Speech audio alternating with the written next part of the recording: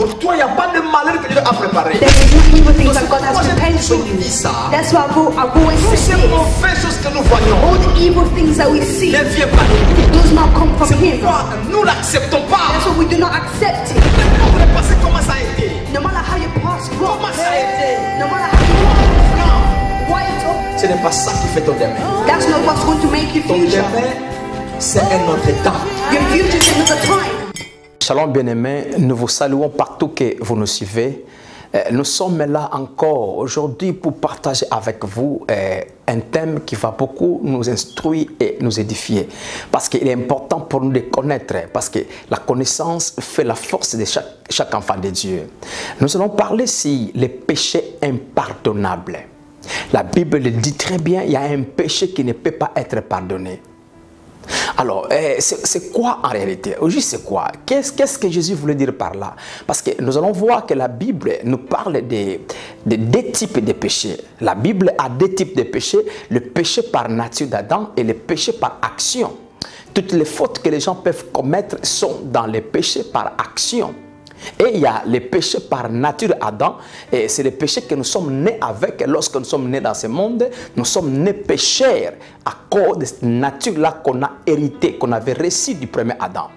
Maintenant, il y a un autre péché qui existe encore, qu'on dit que c'est un péché impardonnable. C'est quoi? Alors, nous allons étudier la Bible sur ce point-là. Allez avec moi dans Matthieu chapitre 12, là où Jésus avait dit ça.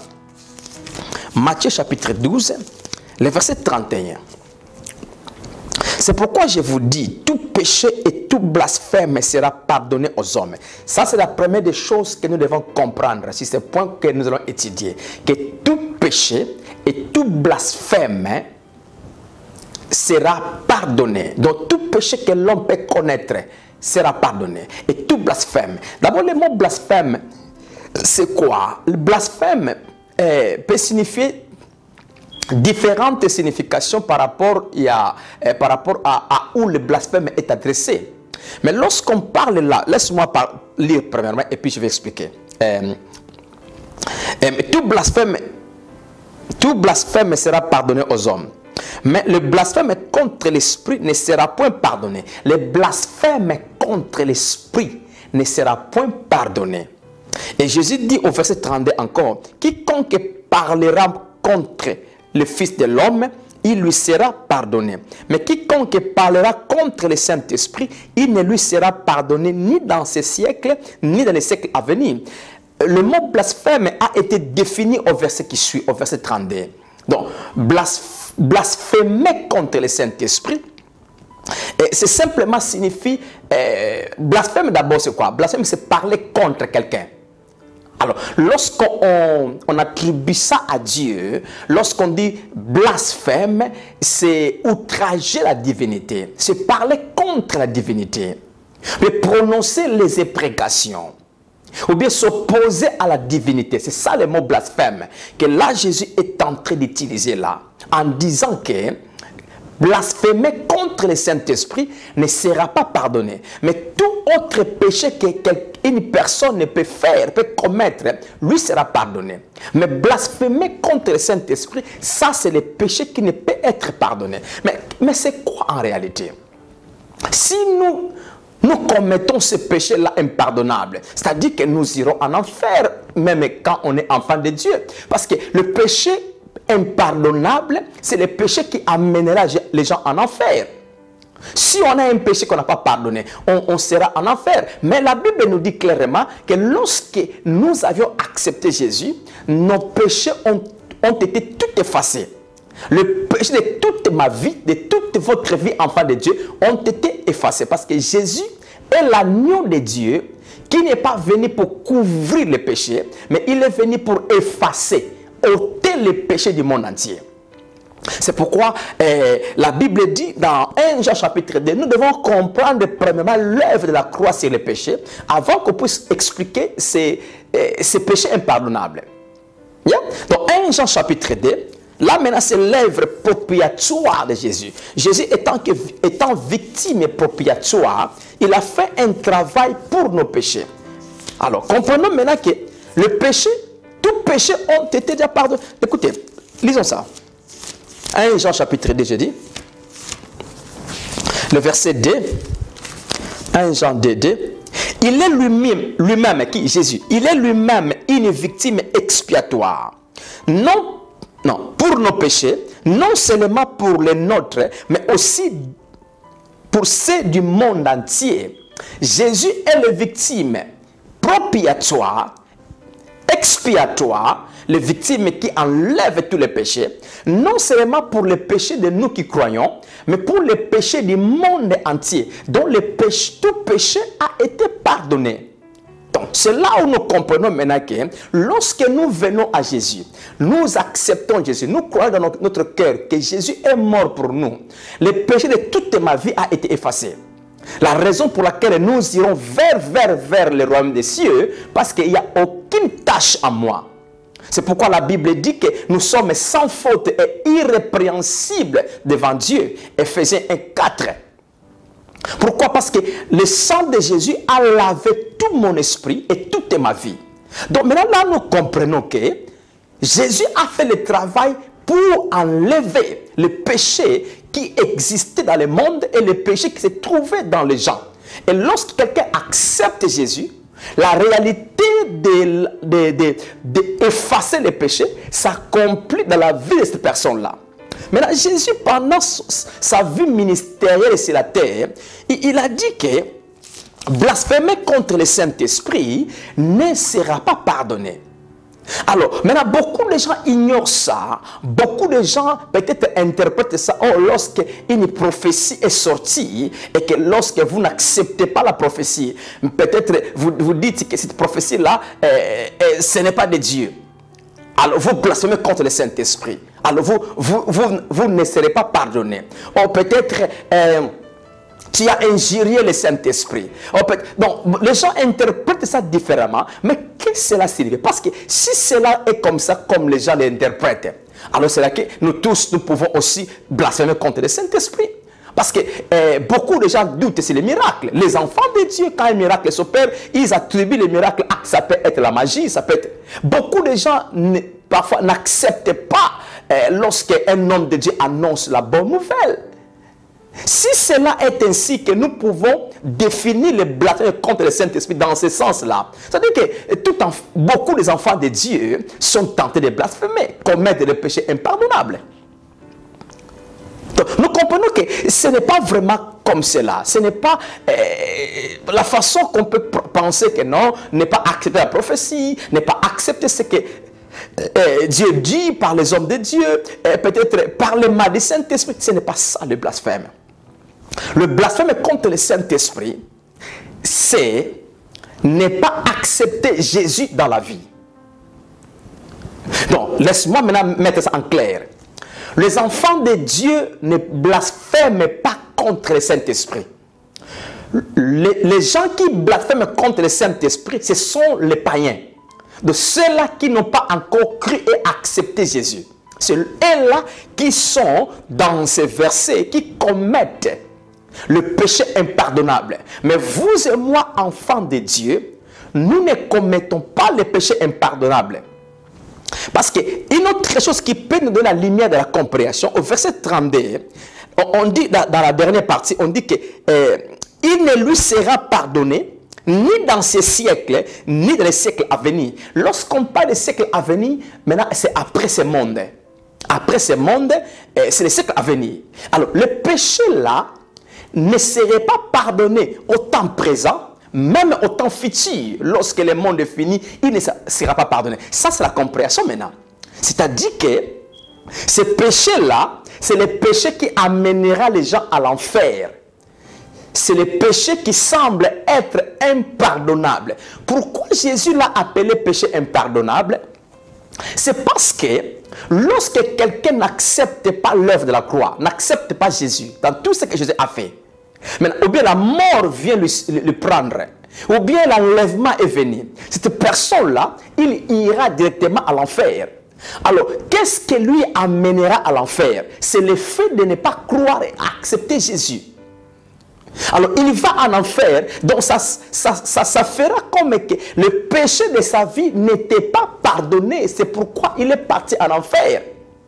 C'est cela, on appelle ça le péché impardonnable. écoutez, écoutez, ce n'est pas que Dieu ne pardonne pas, non. C'est un péché impardonnable dans le sens que la personne a refusé Jésus, a renié Jésus, a rejeté le salut. Alors, c'est là maintenant, la personne reste dans son côté du péché étant que pécheur. Maintenant, l'enfer lui attend. Je crois que je cherche par tous les moyens vous faire comprendre ça. Ce n'est pas les enfants de Dieu qui commettent les péchés impardonnables, mais ce sont les gens qui n'ont pas encore accepté Jésus. Le péché impardonnable dans le sens qu'ils n'ont pas encore accepté Jésus. Comment maintenant ils pêchent contre le Saint-Esprit? C'est parce que vous le savez que nous sommes sous la dispensation du Saint-Esprit, sous la dispensation de la grâce. La dispensation de la grâce est dirigée par le Saint-Esprit. C'est le Saint-Esprit qui gouverne, qui est tenté de travailler dans les enfants de Dieu, dans le royaume de Dieu. Alors, lorsqu'on prêche la parole par un prédicateur, comme ce que j'ai fait là, en réalité, ce n'est pas l'homme humain qui prêche la parole, mais c'est le Saint-Esprit qui parle au travers de lui. Lorsque quelqu'un se met debout, il dit que oh, Dieu vous aime, Jésus est mort pour vous, il a effacé tous vos péchés, il vous aime inconditionnellement. Si vous croyez en lui, vous serez sauvés. En réalité, c'est la personne qui parle, mais ce n'est pas la personne seulement qui est là. Il y a quelqu'un au-dedans de lui qui lui pousse à dire ces choses. Qui? C'est le Saint-Esprit. C'est pourquoi la Bible dit dans 1 Pierre 1, 21, c'est poussé par le Saint-Esprit que les hommes ont parlé de la part de Dieu. Donc, c'est-à-dire, lorsqu'on prêche la parole, que Jésus est mort pour toi, accepte Jésus, Dieu t'aime inconditionnellement, et que quelqu'un refuse à écouter ces paroles-là, comme c'est le Saint-Esprit qui parle au travers de la personne, alors les gens ne veulent pas accepter Jésus, ne veulent pas croire en Jésus, ils sont en train de blasphémer contre la personne qui leur prêche, qui? Le Saint-Esprit. Maintenant, lorsqu'ils restent comme ça, sans accepter Jésus, leur chemin c'est vers l'enfer. Pourquoi? Parce qu'ils ont blasphémé, ils ont refusé d'accepter le message du Saint-Esprit pour leur salut. Alors, c'est là où on dit que ces péchés-là qu'ils ont dans leur vie, c'est un péché qui les amène à l'enfer parce que c'est un péché qui semble être impardonné. Pourquoi? Parce que c'est eux qui n'ont pas accepté Jésus.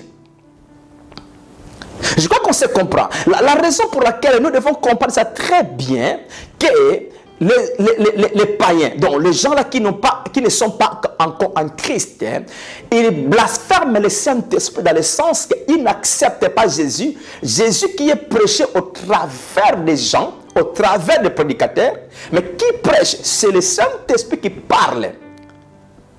Vous voyez comme Charles Matondo qui est en train d'enseigner, de parler, mais en réalité c'est lui qui est en moi, le Saint-Esprit, c'est celui qui parle au travers de moi. Parce que j'avais expliqué ça la fois passée, que le Saint-Esprit c'est un esprit, il n'a pas un corps humain. Chaque corps du chrétien, c'est le corps du Saint-Esprit. Chaque main, chaque bouche du chrétien, c'est la bouche, c'est les mains du Saint-Esprit. Alors lorsqu'un chrétien parle convenablement de la part de Dieu, c'est le Saint-Esprit qui lui pousse à parler. C'est le Saint-Esprit qui parle en lui. Donc nous comprenons déjà que maintenant, lorsque quelqu'un n'accepte pas Jésus au travers de la bonne nouvelle qui est annoncée, donc il est tenté de blasphémer contre le Saint-Esprit et son péché là n'est pas ôté parce qu'il n'a pas accepté Jésus.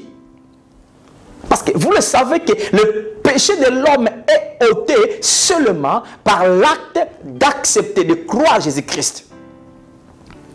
Donc nous comprenons déjà ce langage de Jésus parce que lorsque Jésus a dit que dans le siècle présent et dans les siècles à venir, il parle maintenant comme la personne ne veut pas accepter Jésus, alors ça veut dire qu'il reste païen, il reste infidèle. Et maintenant, lorsque la mort vient, ou bien Jésus vient, cette personne-là directement ira en enfer parce qu'il a un péché qu'on n'a pas pardonné parce qu'il n'a pas accédé le moyen qui enlève le péché. Quel moyen? Croire Jésus et accepter Jésus. Mais maintenant, écoutez autre chose maintenant. Pour les enfants de Dieu, parce que ça, on a touché les païens. Ça, on a touché les païens. Écoutez, laissez-moi dire ça avant que je continue. ce n'est pas quand tu dis au Saint-Esprit, non, je ne peux pas prononcer ça, hein. Quand tu injures le Saint-Esprit, c'est blasphémer. Non, ça ce n'est pas le sens de blasphémer que Jésus est en train de parler là. Parce que il y a des gens qui ont blasphémé contre Dieu dans ce monde, vous le savez. Il y a des athées qui ne croient pas que Dieu existe.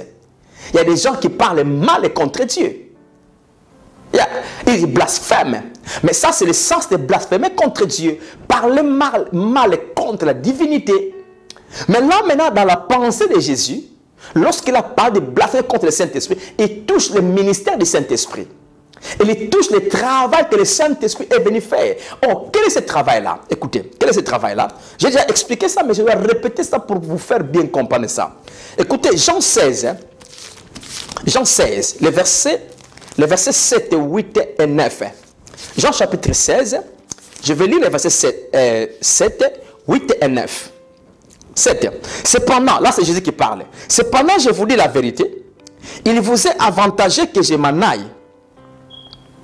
Car si je ne m'en vais pas, le consolateur ne viendra pas vers vous. Mais si je m'en vais, je vous l'enverrai. Là, on parle du Saint-Esprit. Il faut que Jésus meure et par se reposer, par s'asseoir dans son trône de gloire. Et le consolateur que le Saint-Esprit viendra. Maintenant, au verset 8, il dit, et quand il sera venu, qui? Le Saint-Esprit, quand il sera venu, il convaincra le monde en ce qui concerne les péchés, la justice et le jugement. Maintenant, si nous regardons bien la Bible, on dit qu'il convaincra le monde. Le mot monde, c'est le mot clé dans ce verset 8. Il y a les mots clés, monde, péché, justice et jugement. Le premier mot clé, c'est le mot monde. Nous devons comprendre le mot monde, là, c'est qui? Mais pour comprendre le mot monde, nous devons aller au contexte complet. Le contexte complet, nous devons descendre au verset qui suit. Alors là, il dit qu'il convaincra le monde en ce qui concerne le péché. Et le mot péché, ce n'est pas au pluriel. Et le mot péché, là, ce n'est pas l'action. Ce n'est pas un verbe conjugué. Non. Le mot péché, là, c'est un pronom. C'est le péché par nature. Écoutez, il dit le mot péché, la justice et le jugement. Et puis, le verset 9, maintenant, nous comprenons maintenant qu'est-ce qu'il voulait dire. Il dit, en ce qui concerne le péché là au singulier, parce qu'il ne croit pas en moi. Hein? Donc le Saint-Esprit est venu convaincre le monde de croire en Jésus. Parce qu'il n'y croit pas. Alors, lorsque le monde ne croit pas en Jésus et que la mort leur trouve, ou bien Jésus revient, quelle sera la conséquence? Directement à l'enfer. Donc, il sembleront que leur péché n'était pas pardonné parce qu'on les a convaincus par qui? Par le Saint-Esprit. Lorsque nous prêchons la parole, c'est le Saint-Esprit qui prêche. Alors, par ce qu'il prêche là au travers des prédicateurs, des enseignants, il convainc le cœur de ces gens-là qui prêchent, en fait qu'ils acceptent Jésus pour qu'ils soient sauvés. Parce que là, je dois expliquer ça encore bien. Lorsqu'on dit qu'en ce qui concerne le péché, parce qu'ils ne croient pas en moi, mais vous et moi, nous croyons. C'est-à-dire qu'on n'est pas dans ces versets-là. Parce que là, on parle des gens qui ne croient pas. Ces gens-là qui ne croient pas, on les appelle le monde. Donc le mot monde qui est là, ce n'est pas les chrétiens. Parce que je vous ai dit ça beaucoup de fois. Lorsque vous étudiez la Bible, vous pouvez trouver un mot qui peut être dans beaucoup de versets. Mais on ne peut pas l'interpréter à la même manière. Cela dépend du contexte. Comme là, le mot monde, là, ce n'est pas l'humanité toute entière comme nous aussi les chrétiens. Non. Là, on parle des gens qui ne croient pas en Jésus. C'est parce que le verset 9 nous le donne la lumière en disant que, à ceux qui concernent les péchés parce qu'ils ne croient pas en moi. Alors vous et moi nous croyons, c'est-à-dire que nous sommes exclus de ces versets-là. Nous comprenons. Donc là, il parle du monde, donc des païens qui ne croient pas en Jésus. Alors le Saint-Esprit est venu convaincre les païens, enfin qu'ils croient. Alors, lorsque les païens ne croient pas, ils sont tentés de blasphémer, de s'opposer à celui qui prêche, celui qui convainc le Saint-Esprit. C'est là maintenant Matthieu 12 veut dire. Parce que si je peux expliquer là, le verset 16 rapidement, là on a 3 catégories de personnes. Et le verset 8 dit, en ce qui concerne le péché, la justice et le jugement. 3 catégories. Il n'y a pas seulement le monde. Malgré le mot monde est utilisé là, mais la justice prouve un autre groupe de personnes. Le jugement, c'est autre personne. Parce que pour bien comprendre ça, j'ai toujours dit ça beaucoup de fois, pour comprendre la Bible, nous devons interpréter chaque verset, chaque mot dans son contexte. Alors le contexte d'ici maintenant est dans le texte qui a plus ou moins 4 versets ici. On ne peut pas laisser les autres versets se limiter au verset 8 ou au verset 9. Là, on donnera le monde à toute personne. On dirait que c'est le monde à toute personne. Mais Jésus a divisé ça. Le verset 9 dit, en ce qui concerne les péchés, parce qu'ils ne croient pas en moi. Alors, le monde là, c'est les gens qui ne croient pas. Et puis le verset 10, il dit, la justice, c'est parce que je m'en vais au Père et vous ne m'en verrez plus. Là, il s'adresse maintenant aux disciples. Les disciples représentent l'Église. Donc, il s'adresse à l'Église. Vous êtes justice de Dieu. Vous êtes les justes de Dieu. Maintenant, mais le verset 11 parle de jugement. C'est le diable. Il dit que le prince de ce monde est jugé. Maintenant, si vous lui mettez au verset 8, vous prêchez ça comme ça, sans toucher le verset 9, 10, 11, vous allez expliquer ça hors du contexte. Parce que le contexte nous dit, le verset 9, ça parle du monde, des païens. Le verset 10, c'est les chrétiens. Le verset 11, c'est les malins. Donc là, nous comprenons que le péché impardonnable, c'est pour le monde, c'est pour les païens qui ne croient pas encore en Jésus. Mais ça peut arriver aussi un enfant de Dieu blasphémé. Yes, ça peut aussi arriver un enfant de Dieu blasphémé. Mais comment cela est possible? Hébreux chapitre 6. Hébreux chapitre 6, le verset 4, je crois, jusqu'à 6. Hébreux chapitre 6.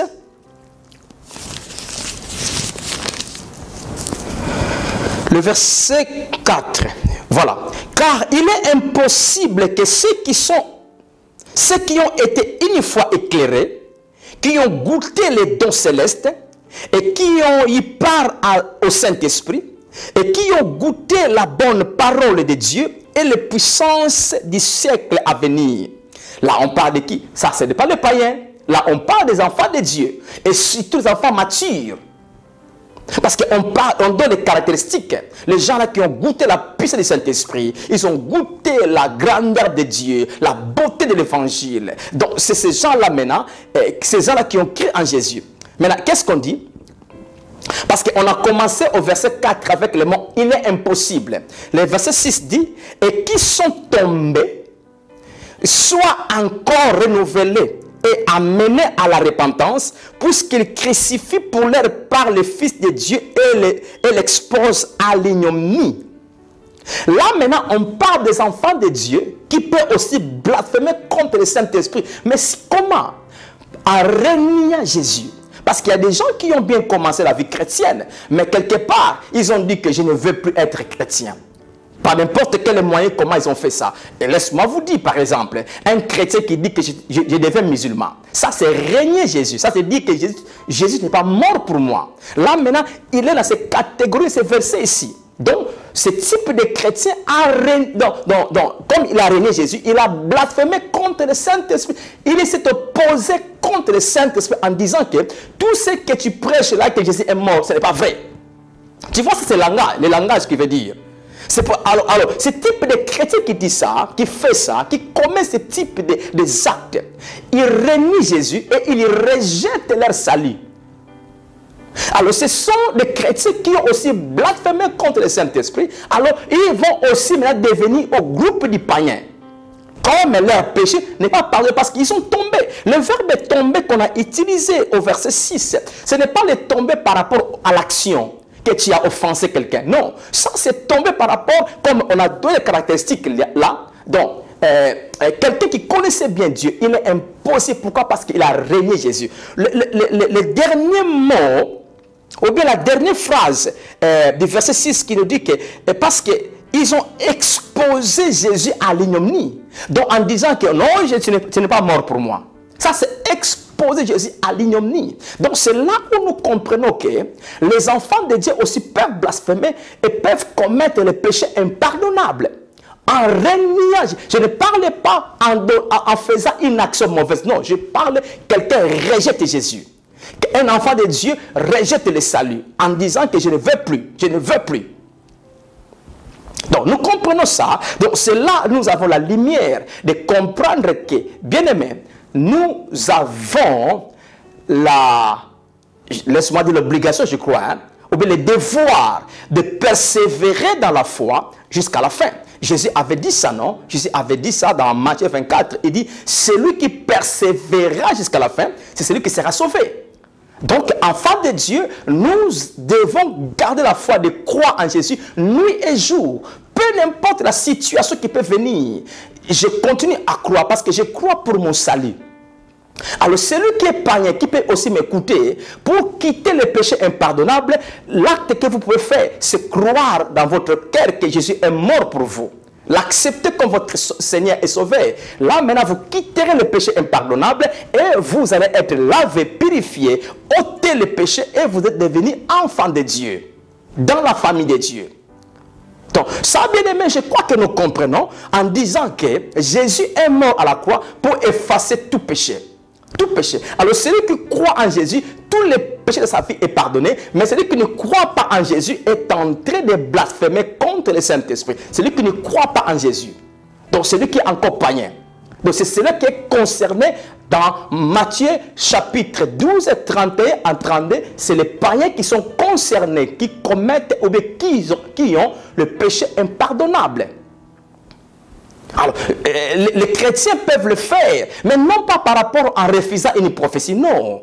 Et aussi, ce n'est pas bien de refuser la prophétie. La prophétie, on l'examine. C'est ça que 1 Corinthiens 14 dit. Que lorsque la prophétie est sortie, on doit l'examiner. Si ça vient de Dieu, ou ça vient de l'homme, ou ça vient du malin. Mais ce n'est pas la prophétie, ce n'est pas que lorsque Dieu parle et vous refusez. Donc, ce n'est pas aussi une bonne manière de vivre, enfant de Dieu. Mais à savoir que nous sommes sauvés, gardons la foi du salut en persévérant dans ce monde troublé que nous vivons, à ne pas céder au malin. Même quand on peut nous offrir certaines offres, n'acceptons pas, gardons la foi pour le salut, afin que l'éternité soit notre partage futur à venir.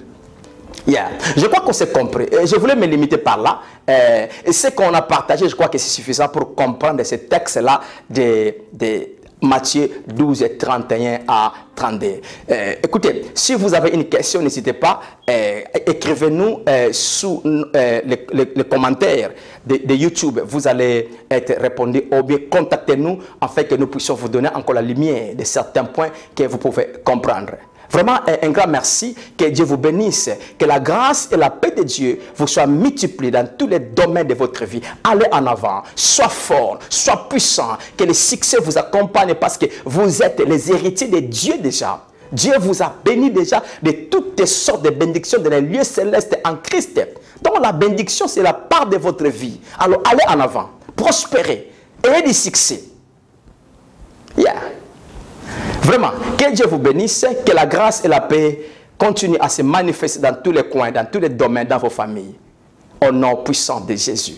Merci beaucoup, à la prochaine. Merci, au revoir. Bien-aimés, nous sommes certains que vous avez été bénis par ce message. Et nous vous disons merci de tout cœur pour votre connexion à l'émission La Vie en Abondance. Nous vous invitons à vous joindre à nous chaque jeudi de 18h à 20h et chaque dimanche 11h à 13h30. Si vous avez besoin de la prière, n'hésitez pas de nous joindre à cette adresse 75 King Street, Dudley, DY2 8 P.